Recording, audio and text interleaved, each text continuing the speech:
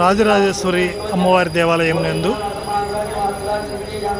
శనివారం, ఆదివారం, సోమవారం 3 రోజుల పాటు టీటీడీ దేవస్థానం నుండి, హిందూ ధర్మ ప్రచార పరిషత్ ఖమ్మం కార్యాలయం నుండి ధార్మిక ప్రవచనములు శ్రీ కపిలవాయి అచ్యుతరామారావు గారి ద్వారా ఏర్పాటు చేస్తున్నాము.